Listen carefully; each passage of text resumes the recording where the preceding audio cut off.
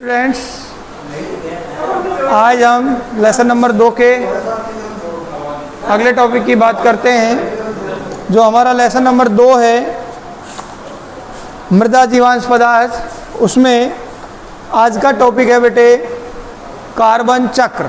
तो पहले हम कार्बन चक्र की बात कर रहे हैं। कार्बन चक्र क्या होता है? मृदा के अंदर तथा मृदा के बाहर उपस्थित तत्व जो हैं उनमें होने वाले अनेक प्रकार के परिवर्तन के सामूहिक रूप को ही कहते हैं कार्बन चक्र। यानी कि मृदा के अंदर और बाहर उपस्थित कार्बन के तत्व में होने वाले विभिन्न परिवर्तनों को सामूहिक रूप से कार्बन चक्र कहते हैं। अब ये किस तरीके से कार्बन चक्र चलता है, कार्बन चक्र में किस तरीके से परिवर्तन होता है, तो सबसे पहले हम यहाँ से बात करते हैं हरे पादप। हरे पादप जो हैं ये अलग अलग कंडीशन दिखाते हैं। सबसे पहले बेटे हरे पादप को जो हैं ऑक्सीजन छोड़ते हैं, और जो ऑक्सीजन छोड़ते हैं उसको जंतु ग्रहण कर लेते हैं, और जंतु श्वसन क्रिया के द्वारा वायुमंडल में CO2 निष्कासित कर देते हैं। अब ये जो वायुमंडल की CO2 है प्रकाश संश्लेषण द्वारा, यानी कि जब हरे पौधे प्रकाश संश्लेषण की क्रिया करते हैं अर्थात अपना भोजन स्वयं बनाते हैं, तो उस कंडीशन में CO2 को ये ग्रहण करते हैं और फिर O2 को छोड़ देते हैं। तो भोजन बनाने के लिए वायुमंडल की CO2 और भूमि से ये जल को ग्रहण करते हैं, जिससे भोजन और ऑक्सीजन निकलती है। तो ऑक्सीजन जो निकलती है उसको वापस फिर जंतु ग्रहण कर लेते हैं। तो इस तरीके से ये चक्र चलता रहता है। अब दूसरी कंडीशन पर चलते हैं कि हरे पौधों की बात करें तो ये श्वसन क्रिया में ऑक्सीजन ही ग्रहण करते हैं, ये भी ध्यान रखना, और CO2 छोड़ते हैं। तो हरे पौधे सीधे ही जब श्वसन क्रिया करते हैं तो श्वसन क्रिया करते समय ऑक्सीजन को ग्रहण कर लेंगे और क्या छोड़ देंगे? CO2। तो जो वायुमंडल में CO2 बन गई, इस CO2 को कब यूज में लेंगे वापस? जब प्रकाश संश्लेषण की क्रिया करेंगे, अर्थात अपना भोजन बनाएंगे। भोजन बनाएंगे सूर्य के प्रकाश की उपस्थिति में। यानी हम ये कह सकते हैं कि दिन के समय जब सूर्य का प्रकाश होता है तो उस समय ये भोजन बनाते हैं और CO2 को ग्रहण कर लेते हैं और वापस O2 छोड़ते हैं, और O2 श्वसन क्रिया में काम आ जाती है, फिर CO2 में परिवर्तित हो जाती है। तो ये भी चक्र चलता है।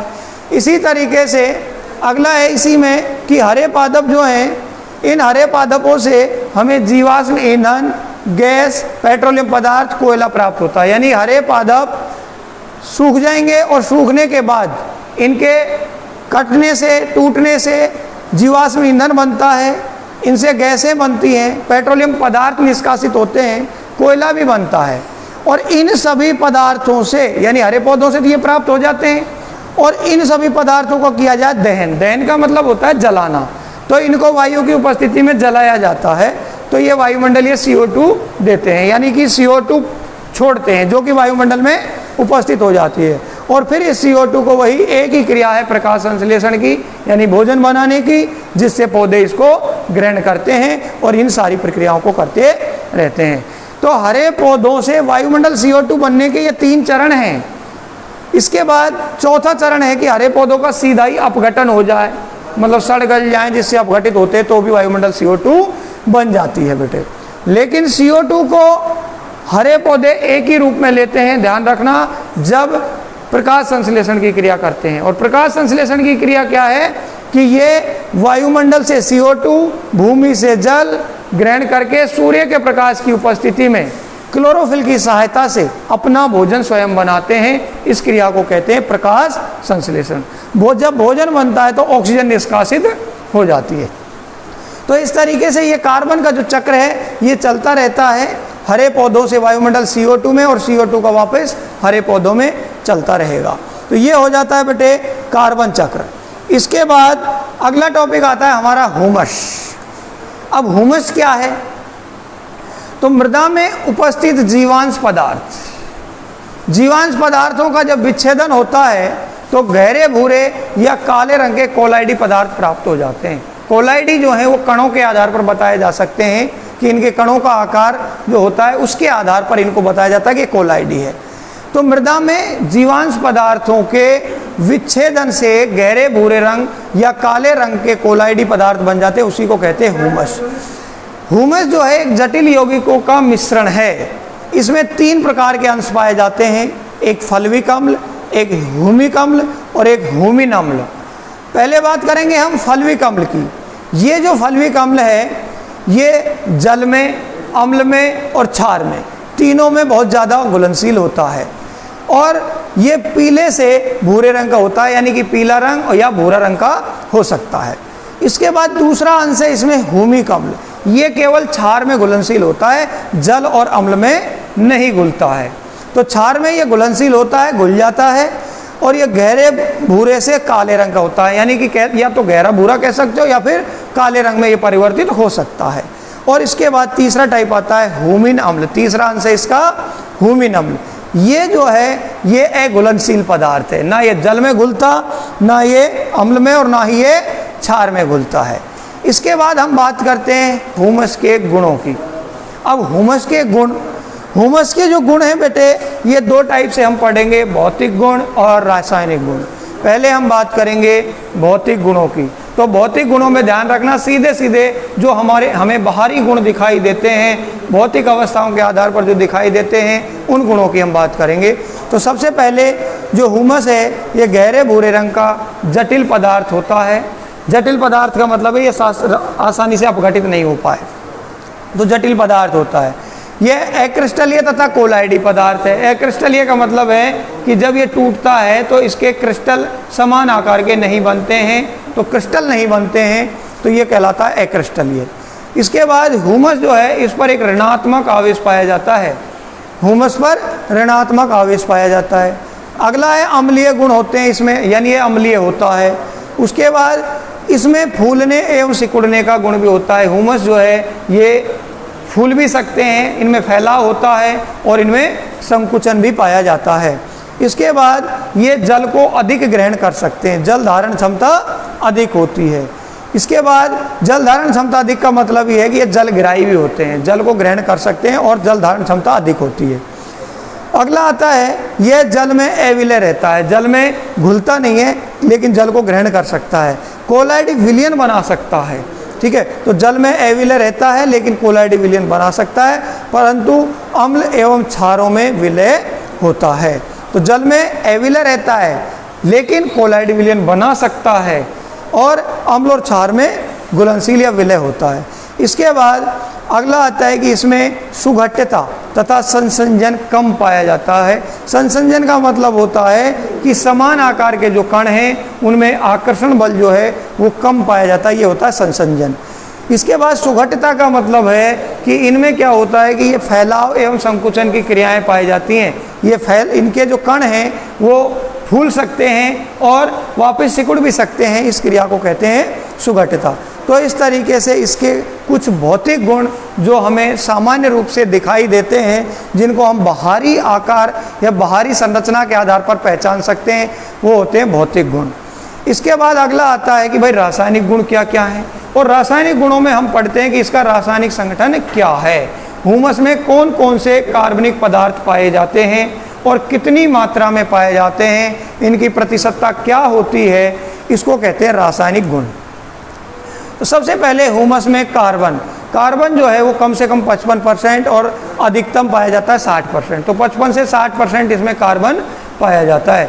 इसके बाद हाइड्रोजन 4 से 5% होता है, ऑक्सीजन 35 से 40% होती है और नाइट्रोजन 3 से 6% होती है। तो ध्यान रहे कि ह्यूमस जो है इसमें कार्बन, हाइड्रोजन, ऑक्सीजन, नाइट्रोजन ये तो मुख्य रूप से पाए जाते हैं। इसके अलावा सूक्ष्म मात्रा में फास्फोरस, सल्फर और लोहा भी पाए जा सकते हैं।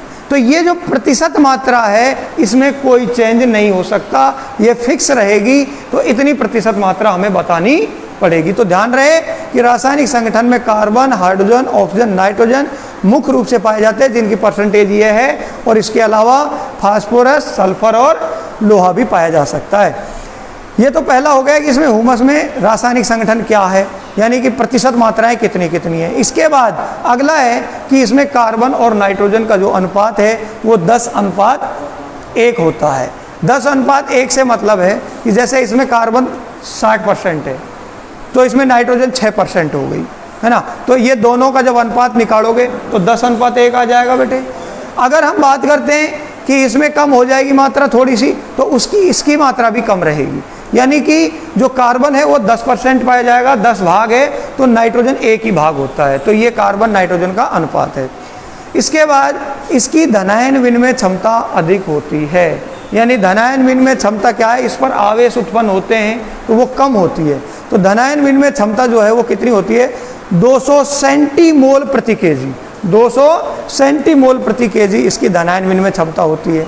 इसके बाद ह्यूमस में प्रमुख रूप से कार्बोक्सिलिक, फिनोलिक और इनोलिक समूह भी पाए जाते हैं। ये तो इसमें तत्व हैं, लेकिन इसके अलावा ये समूह और पाए जाते हैं। कार्बोक्सिलिक समूह जो कि CH3COOH होता है, इसी तरीके से फिनोल का समूह होता है C6H5 वाला, वो फिनोलिक समूह है और उस पर OH लगाओ, C6H5OH, वो फिनोलिक समूह हो जाता है। इसी तरीके से इनोल रूप पाया जाता है, फिनोल का दूसरा रूप होता है इनोलिक, तो इनोलिक समूह भी पाए जाते हैं। इसका अगला कारक है, अगला गुण है कि इसकी प्रतिरोधन क्षमता अधिक होती है। प्रतिरोधन क्षमता अधिक होती है, ह्यूमस में कणों जो हैं वो प्रतिरोध दिखाते हैं। इसके बाद H2O2 हाइड्रोजन पेरोक्साइड होती है, इसके द्वारा ह्यूमस का ऑक्सीकरण आसानी से हो जाता है। तो ये हो जाते हैं बेटे इसके रासायनिक गुण। इसके बाद हम बात करते हैं ह्यूमस का निर्माण। और ह्यूमस का जो निर्माण है वो 3 भागों में बांटकर किया गया है। ह्यूमस का निर्माण 3 भागों से होता है। पहला है लिग्नोप्रोटीनेट का निर्माण। अब लिग्नोप्रोटीनेट क्या होता है, लिग्निन एवं तेल, वसा जैसे प्रतिरोधी पदार्थ नाइट्रोजन के साथ संयोग कर लें, यानी कि लिग्निन हो, वसा हो, तेलीय पदार्थ हो, जब नाइट्रोजन के साथ संयुक्त हो जाते हैं तो उसको कहते हैं लिग्नोप्रोटीनेट। तो लिग्नोप्रोटीनेट का निर्माण होता है फर्स्ट स्टेप में। इसके बाद में सेकंड स्टेप है रोधी अणु जीव ऊतक का निर्माण।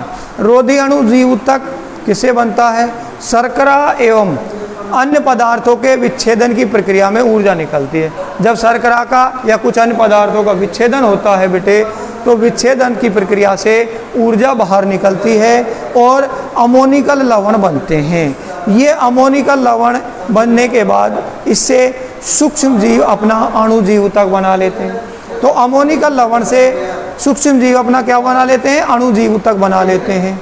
ये जीव अणु पॉलीयूरोनाइड नामक यौगिक का संश्लेषण करते हैं। तो जब ये जीव अणु बनते हैं, अणु जीव बनते हैं, तो ये क्या बना लेते हैं, पॉलीयूरोनाइड। तो पॉलीयूरोनाइड यौगिक का संश्लेषण हो जाता है और ये यौगिक जो हैं अणु जीव ऊतक के साथ मिल जाते हैं, जिससे मृदा में इकट्ठे हो जाते हैं। तो पॉलीयूरोनाइड यौगिक बनने के बाद अणु जीव ऊतक इनसे जुड़ करके मृदा में इकट्ठे हो जाते हैं और मृदा में इकट्ठे होकर के ये ह्यूमस के निर्माण में सहायता करते हैं। इसके बाद तीसरा कारक आता है बेटे प्रोटीन मृतिका का संयोजन। तो जो पॉलीयूरोनाइड मृदाएं बनी वो प्रोटीन जो है मृतिका के साथ संयोजित हो जाती है। तो किले होती है मृतिका, मृतिका में अम्लीय गुण पाए जाते हैं और प्रोटीन में क्षारीय गुण होते हैं। इसलिए किले में प्रोटीन का अधिशोषण आसानी से हो जाता है, क्योंकि अम्ल और क्षार एक दूसरे को अधिशोषित कर लेते हैं। तो अम्ल क्षार आपस में जुड़ करके उदासीन हो जाते हैं। तो ध्यान रहे, किले कैसा है, किले मतलब मृतिका। मृतिका क्या है, अम्लीय गुण दर्शाता है, जबकि प्रोटीन क्षारीय होता है। तो ये दोनों आपस में जुड़ सकते हैं, तो प्रोटीन किले संयोजन हो जाता है। तो इस प्रकार से इन तीनों प्रक्रियाओं के द्वारा पदार्थों के अंत्य मिश्रण से ह्यूमस का निर्माण हो जाता है। तो जब 3 प्रक्रियाएं ये कंप्लीट होती हैं तो बन जाता है क्या, ह्यूमस। इसके बाद अगला आता है ह्यूमस का रासायनिक संगठन। तो वहाँ तो रासायनिक गुणों में हमने जो तत्व पढ़े थे कि रासायनिक गुण जो हैं, उस रासायनिक गुणों में कौन कौन से तत्व थे, और अब हम देखेंगे कि ह्यूमस जो है इसमें उन तत्वों के अलावा और कौन कौन से तत्व आते हैं। यानी कि जो रासायनिक संगठन था वो था भारात्मक संगठन के आधार पर, कि ह्यूमस में तत्वों का जो भारात्मक भाग है, कितने भार के रूप में पाए जाते, वो था ये कार्बन, हाइड्रोजन, ऑक्सीजन, नाइट्रोजन। तो ये चारों थे, ये परसेंटेज मात्रा थी उनकी कि 50 से 60% या 55 से 60% के लगभग थी। नाइट्रोजन 5 से 6% थी, ऑक्सीजन 35%। तो ये भारात्मक संगठन है। लेकिन अगर हम देखें कि ह्यूमस में कौन कौन से पदार्थ पाए जाते हैं, तो इन सब की बात करें तो पहला पदार्थ है कार्बोहाइड्रेट। कार्बोहाइड्रेट में 2 पदार्थ पाए जाते हैं। कार्बोहाइड्रेट में 2 पदार्थ पाए जाते हैं, एक है सेल्यूलोज और दूसरा होता है हेमीसेल्यूलोज। तो सेल्यूलोज की मात्रा 5 से 12% होती है, जबकि हेमीसेल्यूलोज की मात्रा 3 से 5% होती है। और वसा और वसीय अम्ल 1 से 5% में, लिग्निन 30 से 55% में, और प्रोटीन 30 से 35% में। तो इस तरीके से हुमस का रासायनिक संगठन। अगर हुमस का रासायनिक संगठन पूछे तो ये लिखना है, और अगर भारात्मक संगठन पूछे तो ये लिखना है, या पीछे अभी बताया था रासायनिक गुण में वो लिख सकते हो, वो और ये एक ही है। ये हो गया इसका रासायनिक संगठन। तो आज के लिए ये टॉपिक हमने ख़त्म किया बेटे, आज यहीं तक पढ़ेंगे। इसके बाद जो हमारा नेक्स्ट टॉपिक आएगा वो हम लेंगे कल के वीडियो में। आज यहीं पर रोकते हैं। Thank you.